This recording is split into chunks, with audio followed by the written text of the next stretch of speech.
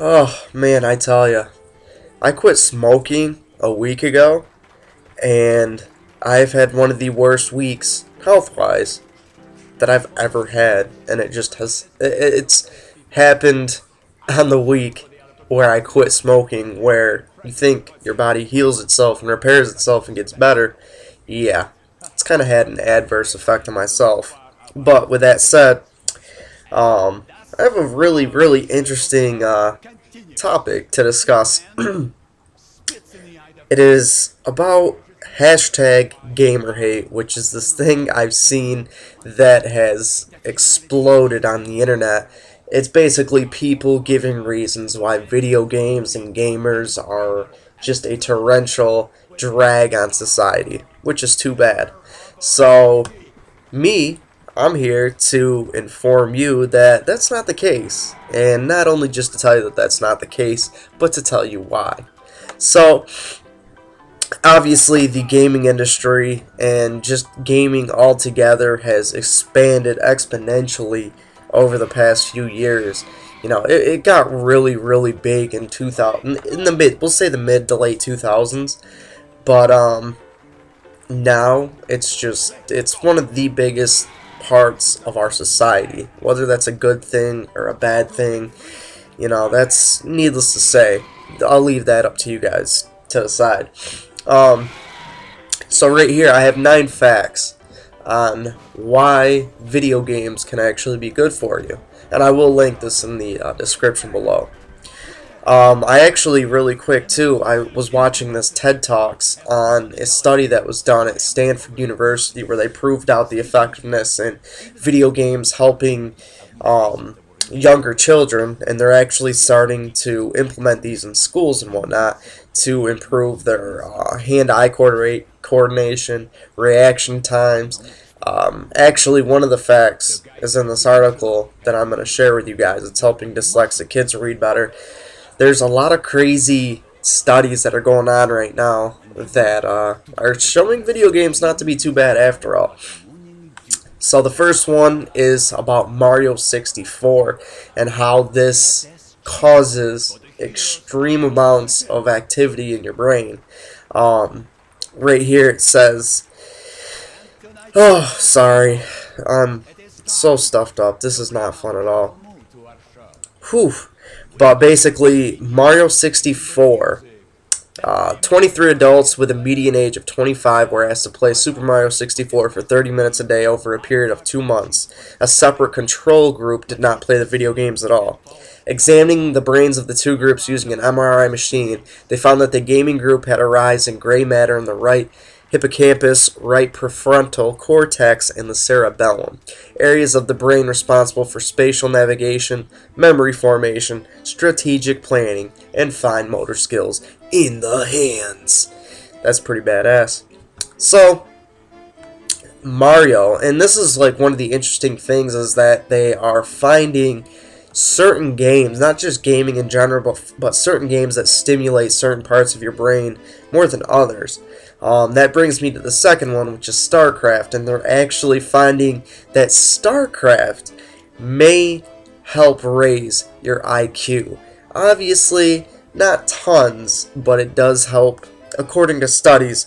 There was a study conducted at Queen Mary University of London, and it was based on psychological tests conducted before and after 72 volunteers played StarCraft, or the life simulation game The Sims, for 40 hours over 6 to 8 weeks.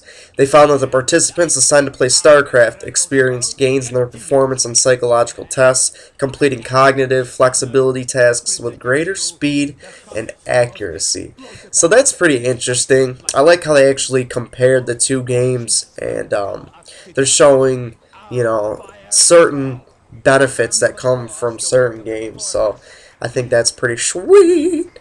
This next one's actually really interesting, and it's that video games may slow the aging process. Playing brain-teasing games for just 2 hours a week may help slow the degree of mental decay associated with a natural aging process, according to a study from the University of Iowa.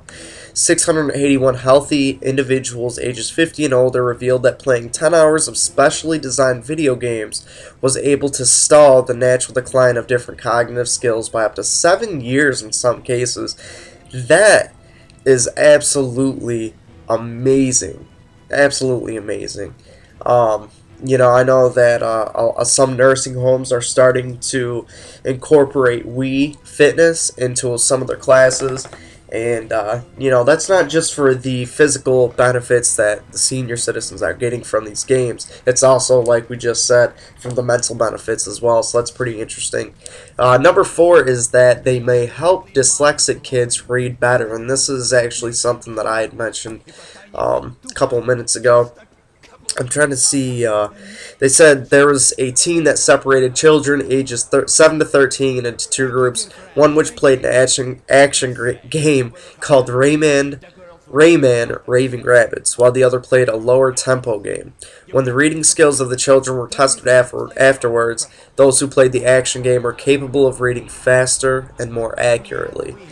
So that's pretty cool. So it seems like the more action, the more excitement, the more chaos there is in the game, it helps you. You're more sharper. Wait, is that a word? You're sharper mentally, at least directly after. And let me interrupt here. Doing a commentary when you can't breathe out of your nose and when you're all stuffed up, it's not easy. It's not easy. I think my mental cognitive function is going to be at an increased point after doing this video just by managing to fucking do this. Holy shit. Alright. Number 5. Teen gamers end up better at virtual surgery than medical residents. That's kind of interesting. University of Texas Medical Branch at Galveston conducted an experiment in which high school gamers, college gamers, and medical residents competed to see who could perform better virtual surgery. That's pretty cool. Replicated real surgeries and measured skills in 32 different categories such as hand-eye coordination, pressure on the controlling, and timing. That's actually pretty badass. The high school sophomores who played video games 2 hours a day dramatically outperformed both the college gamers and the medical residents. Wow.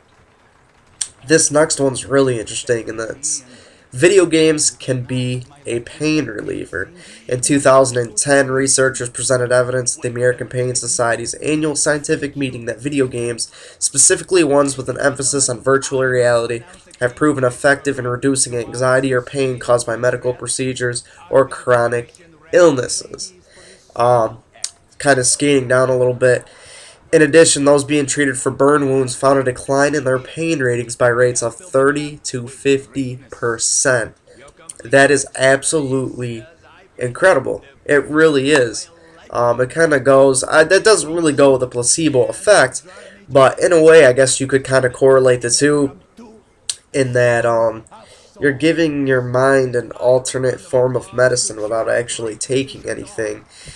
That's actually not the placebo effect at all, but nonetheless, it's pretty badass.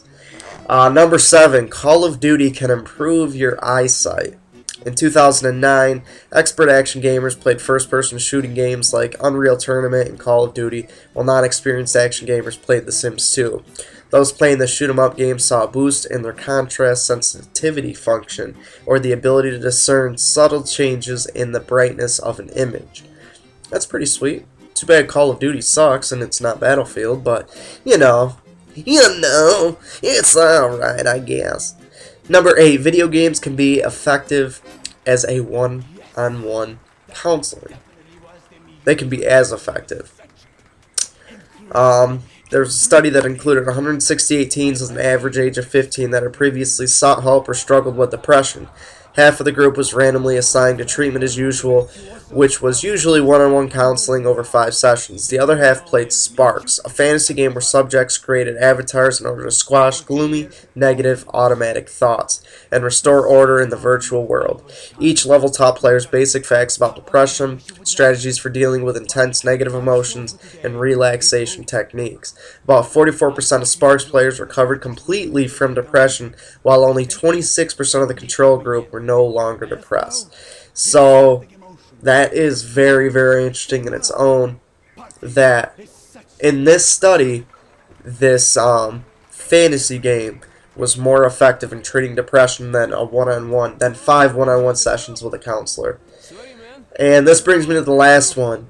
They can help stroke victims more fully recover, which is absolutely incredible. If anybody's experienced it firsthand or with a family member, I have, and strokes can be devastating.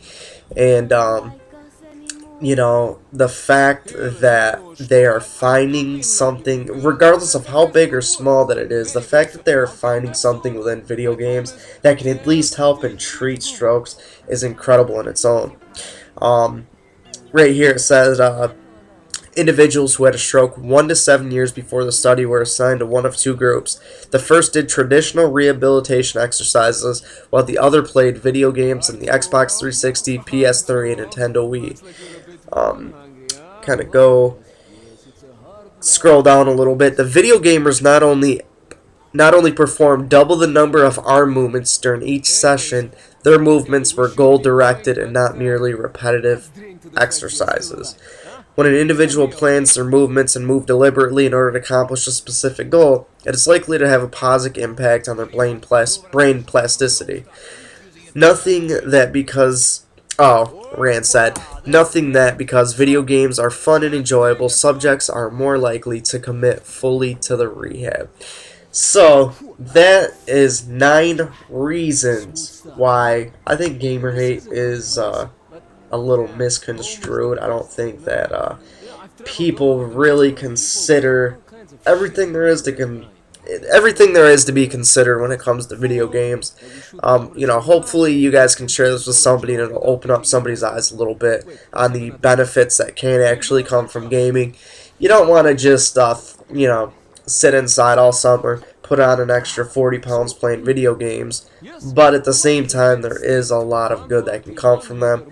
I myself, I will say that I probably game for, I'd say 10 to 20 hours a week, depending on the week and the situation, how much I'm working. You know, I have a bachelor's degree, going on to get my master's degree. I have a pretty good job working in the automotive industry. I work as a quality technician.